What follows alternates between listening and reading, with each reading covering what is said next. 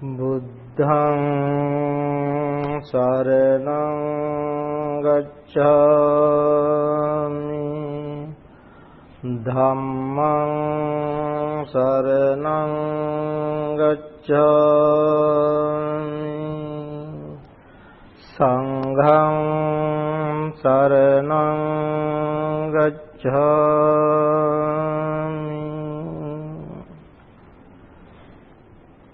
Satya viya omatto daiha maneva mattake sakkaya ditteng pahanaya sato bhikkhu paribbaje. This is how the Buddha encouraged us, urged us, aroused us to practice, learn and practice this Dhamma and meditation. I really like to learn the Dhamma and practice the Dhamma, meditation. That's my life. Dhamma and meditation are just like my two eyes or 2 ears. I really need this. I need both of these over my hands. So it's my whole life. So in line with this, today we want to talk about the same topic. Why should we learn and practice the Dhamma and meditation? That's the topic. As you all know, we Buddhist monks, whether Buddhist or non-Buddhist, monastic, both monks and nuns, we have more time to practice. We got this opportunity, we went forth for this purpose. We went forth to practice the Dhamma, to learn the Dhamma. In order to practice the Dhamma, we should learn the Dhamma. If we don't know the Dhamma, we cannot practice accordingly. So, we have the time, unlike lay persons. Lay life is compared to a path which is full of dust. That is how the Buddha said, not me. Buddha said it is a path full of dust because there are many difficulties, many problems. Problems arise daily, hourly, momentarily. Many different problems arise in daily life, in lay life especially. The monastic life is quite difficult, different, not difficult but different. Monastic life is different, which is full of space, just like the sky. The Buddha said, just like the sky, no limit. It's like a space. Abbo kaso pabbajja. The Buddha said, Abbo kasa. Abbo kasa is the air, just like the air. When the bird flies the air, no limit. Just like that. So, if we Buddhist, if we monastic do not practice, the Buddha said, your life is like you are looking after others' cow, others' herd of cattle. Like the cattle, the cow herds, they look after others' cattle, not your own.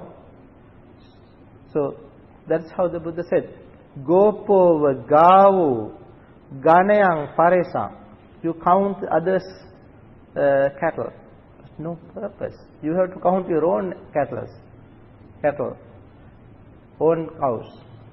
On another occasion, the Buddha said, if you are not practicing, whenever you are practicing, you have to understand there are many things that people offer you.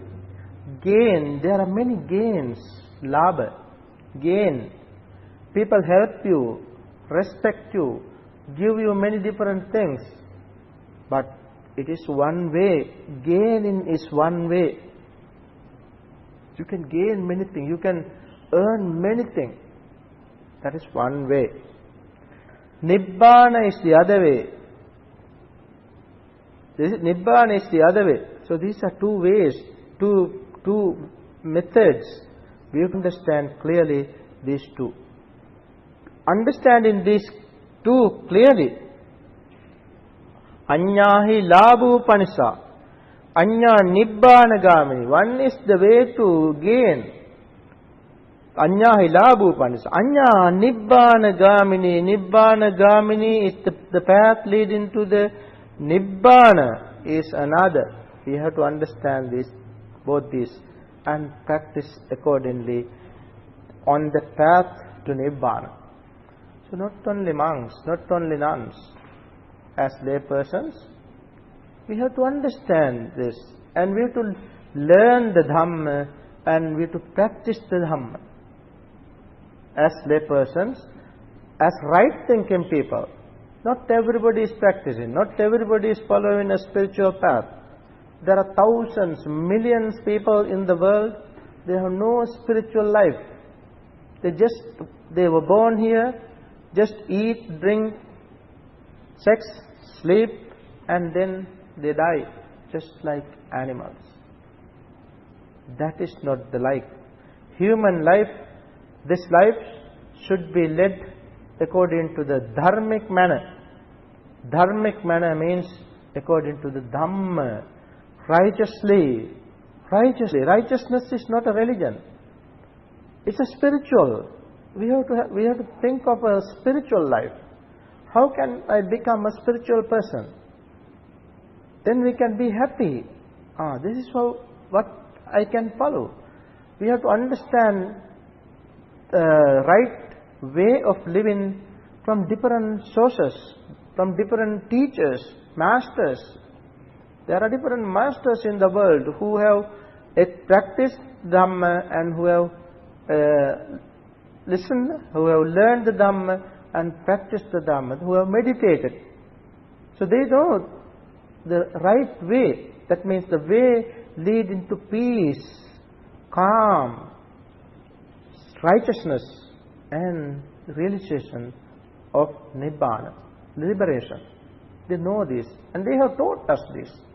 Therefore, as right-thinking people, we have to think this, and we have to learn this and practice accordingly. When practice this Dhamma, why should we practice? Why should we practice Dhamma? Why should we learn and practice the Dhamma and meditation is the topic. Friends, whether we practice or not, once we are born, we will have to face aging. We all become old. We have to face disease. Nobody can prevent these things. Once we are born, we have to face aging. We become old. Nobody can stop it. There are many different surgeries, but it is impossible. Then disease. We all have to face disease. And then what? Death. These three are the problem. These three are the problem. Aging, disease, and death. We all have to face these things. The Buddha said, Achanti Kala. Why should we practice? Because Achanti Kala, the time flies. Now those sat here few minutes ago, no more. Time passed. You all became old, including myself. Changed our life. Our body, this physicality, mentality, both changed. Got changed. Everything here changed. Achanti Kala, the time flies. That is why you have to practice. Tarayanti Rattiyo, when you, day by day, when you fast one night, then another day. Tarayanti Ratti, Ratti is night. Every night brings you another day. Means you reach death day by day. Tarayanti Rattiyo. Vayo guna anupubban jahanti. Not only time, not only night, the stages of your life. The young, when you are the small life, they are like infant, they become children, then youth, then middle age, old age, die. This is what happened. Vayo guna anupubban jahanti. Etang bhayang marane pekhamano. Where we are heading? To death. Marana. Death. Everybody will have to face death. Having understood this, the Buddha said, having understood this, loka misang pajahe. Give up these sensual pleasures to this world. Sensual pleasures, which try to please these senses. While we are living in society, we try to please these senses. We want to please our eye, ear, nose, tongue, body and mind. We want to please, but we cannot please this. No ending. Whatever you give, whatever you suppose you eat simply, whatever you eat, is that enough? Now from the day that you started to eat, you are eating many things. As we eat for breakfast, lunch, you all as laypersons night, and not only that, brunch, lunch, brunch, and you can put some other names as well. You are eating in between times as well. Normally the Asians eat 3 times: breakfast, lunch, dinner. And in between also, as laypersons, you eat many different things. So is that end? No end, nothing. Because we cannot please this tongue. When you think of your eye, how many films have you seen? How many dramas have you seen? No ending. Because the eye needs more. Just like you put some garbage, some stuff to the ocean. No ending. No, you cannot fill up the ocean. Just like that. So we try to please this, but it is impossible. Therefore the Buddha said, try to curb this, try to control these senses, restrain these senses. It is good that you restrain your eye, the Buddha said. It is good that you restrain your ear. It is good that you restrain your nose. It is good that you restrain your tongue. It is good that you restrain your body. It is good that you restrain your mind. This is why, friends, we want to practice this Dhamma. In order to practice the Dhamma, we have to learn the Dhamma. When people practice, like young people like you, when you start to practice, whenever you want to go to temple, or when you sit for meditation, some people question you, why you practice? You are still young. You are still young. Why you want to practice meditation? Why you want to go to temples? Like that. People question. Friends, this is not only today. Even in the time of the Buddha, one day a certain king asked the same question from a monk. He was, of course, an enlightened monk. His name was Rattapala. This story is very interesting story. I will tell you the story. Rattapala was a son of a millionaire. He lived in present day New Delhi, India. Buddha went to that place, and while the Buddha was there, one day the Buddha gave a talk, Dhamma talk. For this talk, many different people, as the Buddha went there, people heard that the Buddha had come to their city, and they all thought of the qualities of the Buddha. That is how the people think of the Buddha. Whenever the Buddha, wherever the Buddha visited, people, when they heard of him, they said, oh, he is Arahant, Samma Sambuddha, Vidya Charana Sampanna, Sugato, Loka Vidu, Anutta Purisa Dhamma Sarati, Sattha Deva Manussanam, Buddho Bhagava. That Buddha is the worthy one. Arahant, Samma Sambuddho. Yeah, that Buddha is the self-awakened one. His awakening, his enlightenment was not given, not something given by external force, external agent. Samma Sambuddha, self-awakened one. Samma Sambuddho. Vidya Charana Sampanno, that Buddha is Vidya Charana, is endowed, Buddha is endowed with knowledge and conduct. Vidya Charana Sampanno. He is Sugata, the well-gone one. He has well-gone. He is the well-gone one. Sugato. Loka Vidu. He is the knower of the worlds. He is the knower of the world. Loka Vidu. Anuttara Purisa Dhamma Sarati. He is the supreme person, to tame person, supreme trainer. He is the Sarathi, the trainer of training persons, supreme trainer of persons to be tamed. Anuttaro Purisa Dhamma Sarati.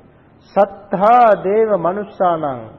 He is the teacher of both gods and humans, deities and humans. Sattha Deva Manussanam. Buddha, he is the Buddha, the one who bloomed the flower of wisdom. Buddha, Bhagava, the Buddha is the blessed one. So the people talk about these qualities, and then they went to listen to the Buddha. This person named Rattapala, the young person, he himself thought that it is better go listen to him. He also went to listen to the Buddha, and he sat the very corner, the edge, at the end of the hall. He listened to the Dhamma, and eventually the people, they all went back, and this person, after listening to the Dhamma, he was quite contemplative. He thought deeply of this Dhamma, what the Buddha taught. And then he went to the Buddha and asked, Bhante, I would like to become a disciple of you. I want to become a monk, he said.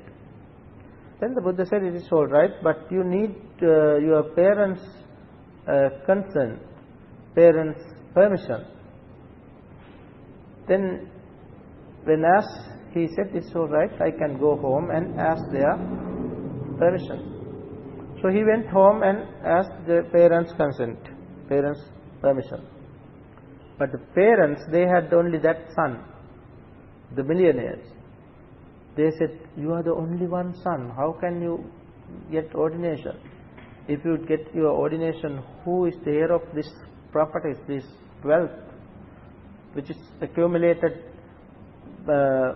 from different traditions, from different lives, many from generation to generation? Who is the heir?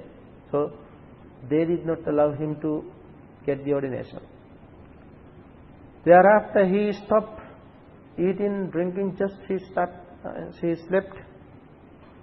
I don't need anything until I am given permission. I don't need to take food or drinks. He wanted to die, rather, want to become monk.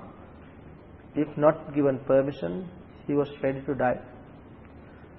Finally, the people, his friends, came and they themselves told him to give up this idea, but he was not ready. Then the friends suggested their parents that if he got his ordination, one day even the parents can see him. Otherwise he might die. Starving, he died. Therefore the parents allowed him, permitted him to get this ordination. So he got the ordination under the Buddha, and after that the Buddha visited back. Buddha went to Savatthi, the place where the Buddha lived, another place. He went from Delhi to Savatthi, the place called Savatthi. So this monk, Rattapala himself, went to Savatthi, and he started to practice. He meditated, and finally he attained enlightenment. Being an enlightened one, he wanted to see his mother and father, his family friends, relatives, family members. So he came to Delhi again to see his parents. When he came to see them, first he came to a particular grove, particular garden, which belongs to, that was the king's pleasure garden. While he was there, early morning, the following day morning, he went from house to house begging. That is the Buddhist, the monk's tradition. So when he went from house to house begging, along the path, he went to his own father's house. When he went there, the father was shaving his beard and dressing his hairs. So he see this monk, seen him, he did not care, and he started to abuse him, because he thought that you are the guys who took my only son away, and like that bald-pated monks coming here now, like that he blamed him, and eventually he thought that he got on nothing to eat but this abuse, this language, this blaming only. That was his meal for the day. He went from his parents' house. So he just he wanted to go back. Then he saw one lady, one maid, come in with some stale food, the food that they wanted to throw away. When she came to throw this away, he said, "Sister, if you are going to throw this away, please put it into my bowl." So he put this food, she put this into the monk's bowl. So he got this stale food, and he went back to the garden where he was, and he started to eat. He finished his day meal. Then by that time, this lady saw some features of the hands, and when she offered this, she saw the features of hands and legs, the foot, and she recognized that it was Rattapala, the son of this family. So she went to the house and told this story, and thereafter the father wanted to come to meet this son. The father came there, and he invited him to come for a meal at home. So, however, he did not want to take meal on that day because he has finished his day meal. Thereafter, he was invited the meal for the following day. The following day he went there, and father wanted not to give him meal, but to disrobe him and take him back home. The father made a trap, but the monk, as he was an enlightened one, he was not trapped for that. So eventually he went back to the same grove, same garden. Then the king, as it was the king's pleasure garden, this particular king came there. So I shortened the story.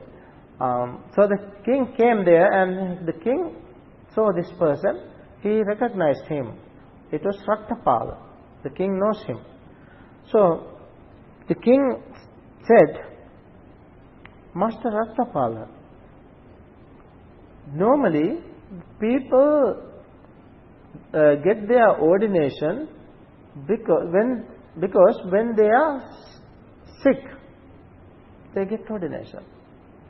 When they are old age, they get ordination. When they have no wealth, no money, they get their ordination. They practice. Ordination means to practice. When they start to practice, that is how he has understood this. When the people are sick, they start to practice meditation. When the people are sick, they are going forth. They want to get ordination. When the people are old age, they want to do this. When they are sick, they want to, when they have no money, they want to get ordination. And also, when they have no relatives. So 4 things.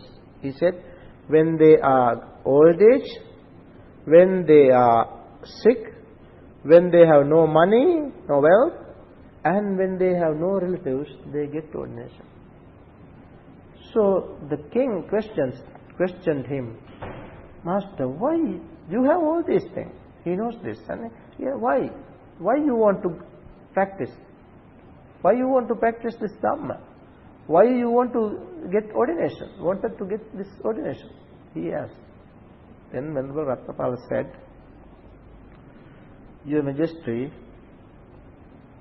it was not because of these reasons I got this ordination. I started to practice. I started to practice listening to the 4 summaries of the Buddha, 4 teachings of the Buddha. These 4 teachings are very important. He said, Buddha one day said,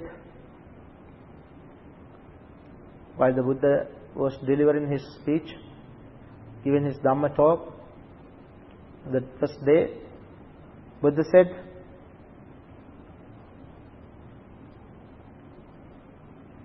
Upaniyati loko, this world is swift away, changing. The world, everything in the world is changing. This is the teaching. Everything in the world is changing, swift away. Upaniyati loko, adhu. Not only changing, there is nothing unchanging. Adhu, dhuva means permanent. There is nothing permanent in the world. Everything in the world is changing. Upaniyati loko adhu. That is the first thing he said. Secondly, the Buddha said, Attano loko anabhissaro. Attana, no protection in the world. Attano loko. No thana, no protection in the world. Nobody is there to protect us. Anabhissaro, no protector. The people believe, some people believe that there is a person to protect us. There is somebody above us to protect us. No such body. No such thing. The Buddha said, Anavissaro, no issara, no protector to protect us.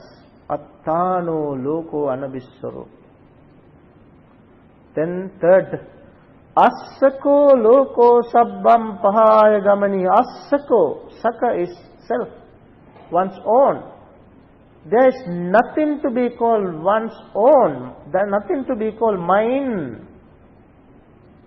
Assako loko sabbam pahaya gamaniyam. Though you say mine, mine, mine, leaving behind everything, one day you will have to leave behind all and go. Assako loko sabbam pahaya gamaniya. The fourth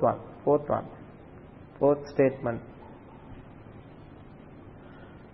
Uno loko atitto tanha daso. Uno loko, this world, in the world there is something lacking. Uno loko atitto. People are unsatiated, not satisfied. Whatever they do, however much they do, however much they earn, no satisfaction. not satisfied, unsatiated. Uno loko attitto tanha daso, they have become slaves like to craving. Craving. Slaves like to craving. So those are the things I heard from the Buddha. That is why I went forth to practice. He said. Further he said, Passami loke sadane manusse. Your Majesty, I see the people in the world. Passami loke sadane manusse. Laddana vittang na dadanti moha. Having gained wealth because of their ignorance, they never give. That is the nature of people. Because of their ignorance, they never think to give, never think to share with others. Laddana vittang na dadanti moha. Luddha danang sannichayam karanti. Greedily, they hoard money, hoard wealth more and more. Greedily. Luddha danang sannichayam karanti. Biyova kame abhipattayanti. Biyova kame abhipattayanti. Further, more and more they expect, they intend, they try to grasp, and they want to find more and more sensual pleasures. But Rajacha anyecha bahu manusya. Even the king, he says, even the kings, they conquer the whole earth up to the oceans. The kings, they conquer the whole earth up to the ocean. But still not satisfied. They try to grasp, they try to conquer the lands beyond the ocean even. Beyond the ocean. No limit. It's because of craving. Raja pasaiha pataving viditva. They conquer the lands, earth by force. But no satisfaction. Sasagarantang mahima vasanto. Orang atitta rupo parang. They want to conquer the lands beyond the ocean as well. Rajacha anyecha bahu manussa. Not just only the kings, but many people. Rajacha anyecha bahu manussa. Avita tanha maranang upenti. They they face death without eradicating craving. Uno vahitvan jahanti dehang. They leave behind this body, and with something lacking, without satiate, without satisfaction, they go to another world. In this manner, this particular monk taught him. And so it is not because of other reasons. We have to understand, we practice the Dhamma because we have a sort of challenge. The challenge is that we cannot live long. If we live long, maximum 100 years or less, or bit more or less. That is why we have to practice this Dhamma. Another time, a certain monk, when the Buddha was living at the place called Raja Gaha, Veluwana, the bamboo monastery, in India, that place, even today when you go to India, this particular place, you can see hot springs. So, with the flash of dawn, that means very early morning, this particular monk named Samiddhi, he got up and went to the hot springs and had the nice bath early morning. And then he came out of the spring and with one robe, the inner robe, only one rope, this part is bare. He was drying his limbs on the bank of the place. Then a certain deity, a woman deity, came, there appeared and she said, Abhutva bhikkhasi bhikkhu. Bhikkhu, you, without enjoying this life, you seek alms. You practice this Dhamma, you practice this life, holy life, without enjoying this life. You have to enjoy this life. That is what she says.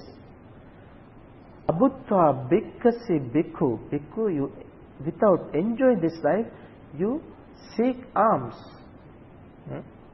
Abhutva bhikkhasi bhikkhu. Nahi bhuttvana bhikkhasi. He says, don't seek alms, don't practice without enjoying this life. Nahi bhuttvana bhikkhasi.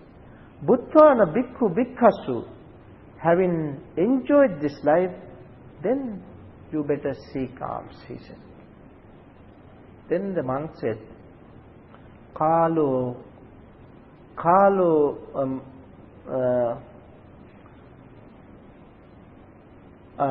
she said, Bhutthana bhikkhu bhikkhasu ma tang kalo upajjaga. Do not pass this time, because the time is pleasure, it is precious time. Do not pass this time as you are young. Enjoy this life. He said, Kalo vohang na janami. I don't know. I might, what the time might be. I don't know what this time is. He said, Kalo vohang na janami. I don't know what this time might be. I don't know. Kalo vohang na janami. Channo kalo na dissati. Time is hidden. Therefore, channo kalo na dissati. Therefore, he said, therefore, I practice this Dhamma, I seek alms. So, friends, we have to learn the Dhamma and practice the Dhamma when we are young. This is the point. So, the first stanza that I recited at the very beginning of this talk was another occasion, another deity. You know, deities, they came to Buddha and put many questions. Another deity said,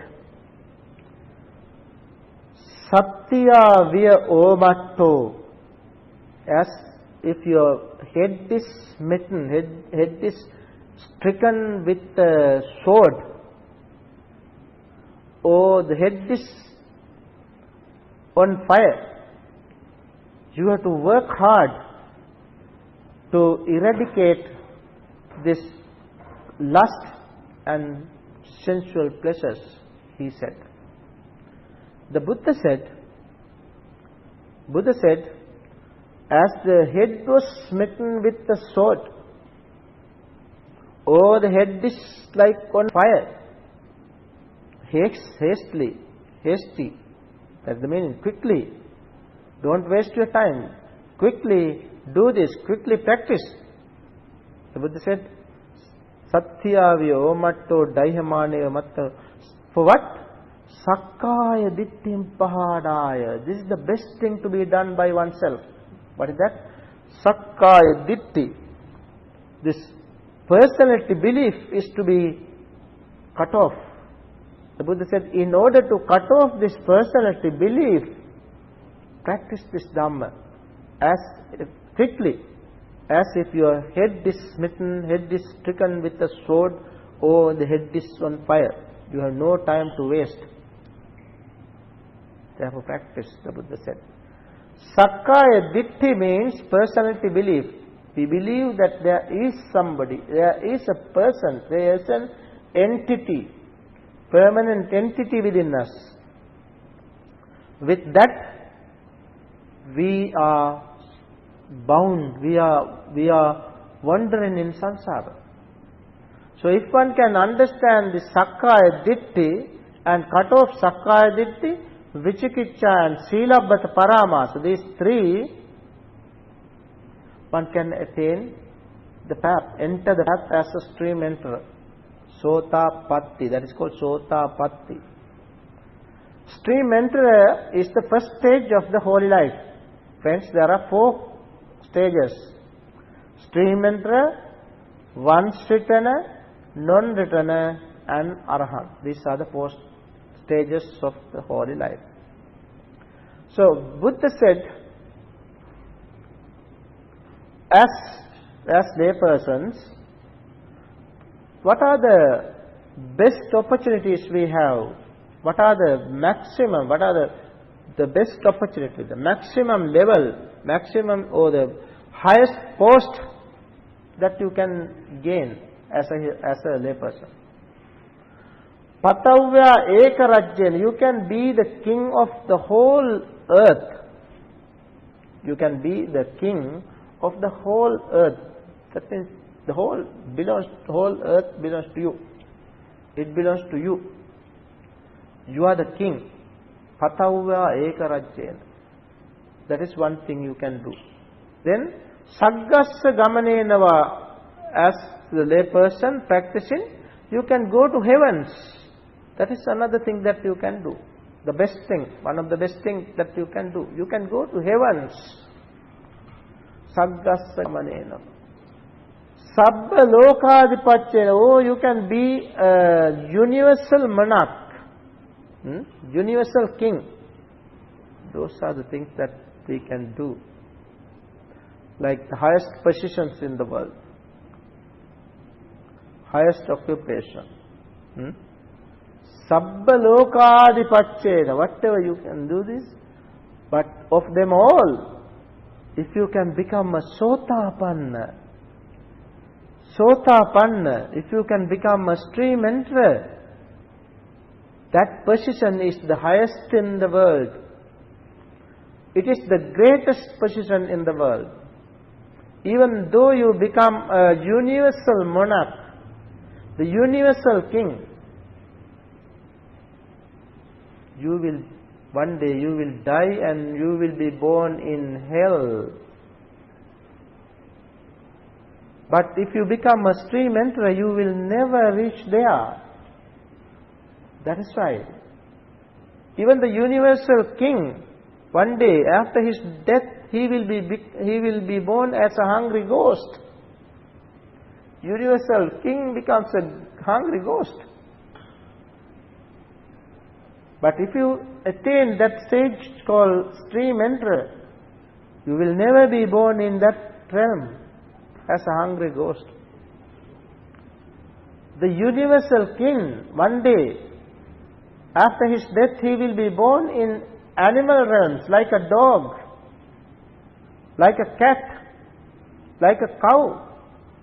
But if you enter the path as a stream enterer, you will never be born in that realm, animal realms. Friends, that is why it is called the highest position, the greatest position.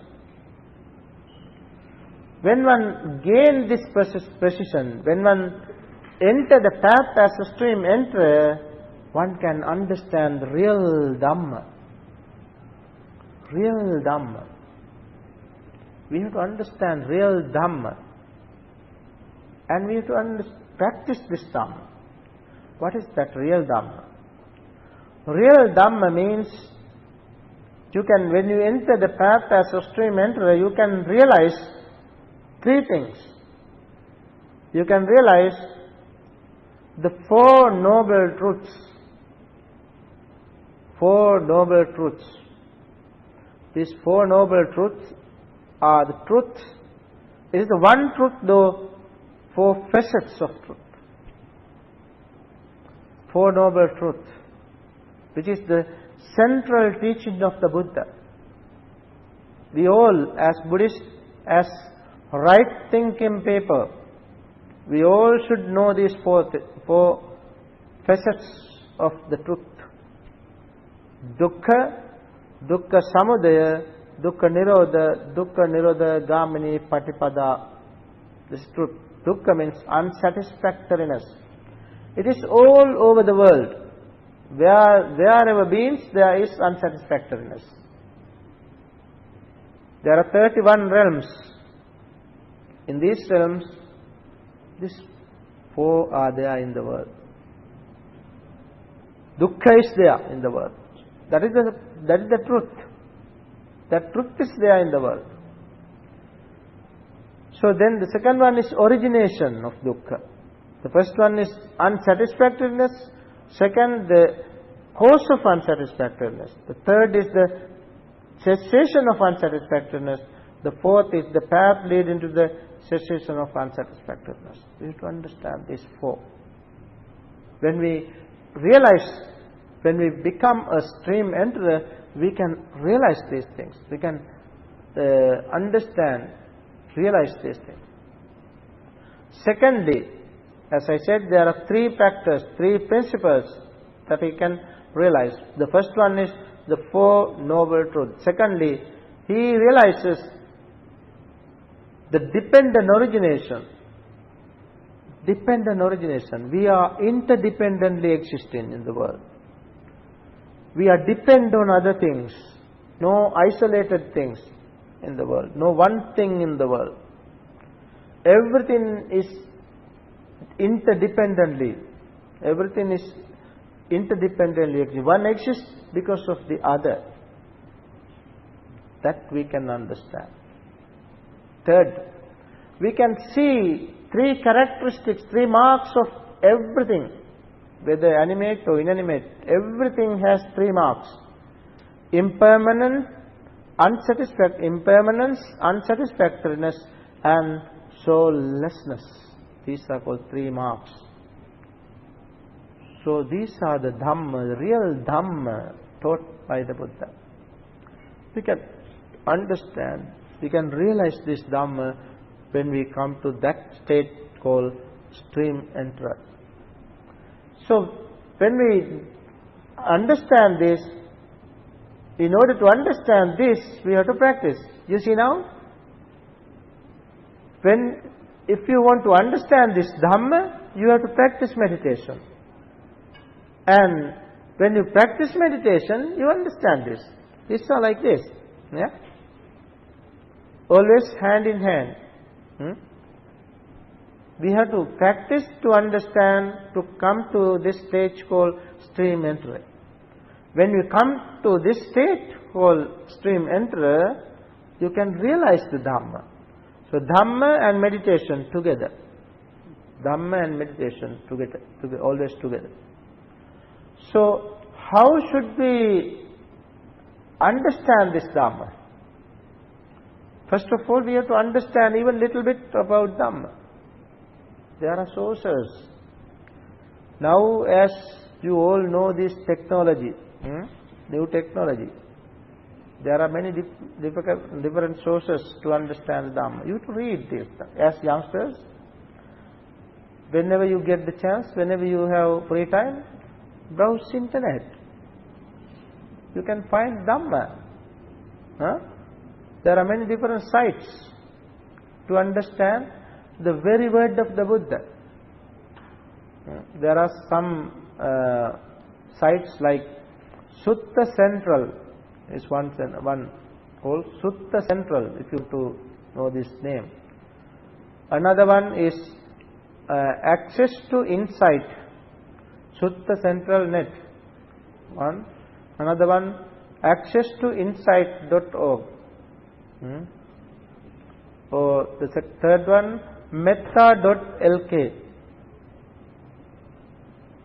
So, or simply go to Google and put the name, that whatever you want, like meditation, Dhamma, Buddha. You can find many different sources. So that's how you have to practice, how you have to learn the Dhamma. And then you have to practice the Dhamma. How to practice? You have no many teachers. Just sit and relax. And give your attention to your breath. And simply relax and observe your breath. That is your meditation, of course. So then you learn the Dhamma and practice the Dhamma. So whenever you practice, learn this Dhamma, you can be happy. You are not stressful. You can release your stress, depression. You can live happily, peacefully. You are living peacefully. You are reading the Dhamma. Rather, you read many different stuff that, like different things that we don't need to know. We don't need to know. There are many things, garbage, that's so to say. There are many garbage. Don't put garbage into your mind. Better read something good. Always read something good. Like youngsters, you have to read good things. Things which help you to lead to happy life, peaceful life, which leads to peace, calm your mind, not to agitate your mind. Whenever you read such things, then you can understand something new, something suitable, something beneficial, which gives you solace, peace. Then you can sit a while and practice meditation. You don't need many different masters to give you all these instructions to practice meditation. Simply sit, calm, like still, sit and observe your breath for a while. Calm your body, relax your body and practice. When you practice this Dhamma, when you learn and practice this Dhamma, what are the benefits then? What are the benefits that you can gain? First, you can understand yourself. When you learn and practice this Dhamma, you can understand yourself. We can understand ourselves. We can understand who we are. We were born to this world with some causes. The person who we call I or my, mine, myself, there is nothing permanent here. We can understand the person means 5 aggregates. There are 5 aggregates, 5 lots. Form, feeling, perception, volitional formation and consciousness. We can understand these 5 aggregates. So, I means 5 aggregates. No little one to control here. And again we can understand this person means 4 elements or 6 elements. What are the 6? Earth, water, fire, air, space and what is the other one? Consciousness. These 6. Nothing else. The whole world is composed with these 6. You can understand this. When you learn the Dhamma and practice the Dhamma, you can understand this. So the first benefit is that we can understand ourselves. Secondly, we can lead a happy, peaceful life. Even life amidst uneven. There are many different ups and downs, in society. When we live in society, ups and downs. We have to face many difficulties. Today, happy. Tomorrow, not happy. This moment, happy. Enjoy life. This moment. Next moment, sorrow. Lamentation, pain, right? Because of many reasons. So, ups and downs.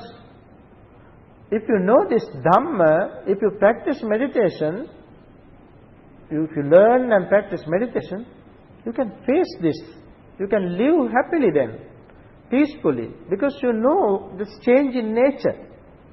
You know the vicissitudes of life, what you call vicissitudes of life. Loka Dhamma, there are Dhamma, the nature, winds of life. There are winds, different winds. That is the second thing.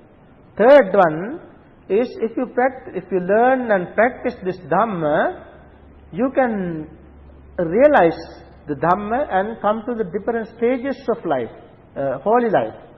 What are the holy life? As I said earlier, stages. Stream. You can become a stream enterer.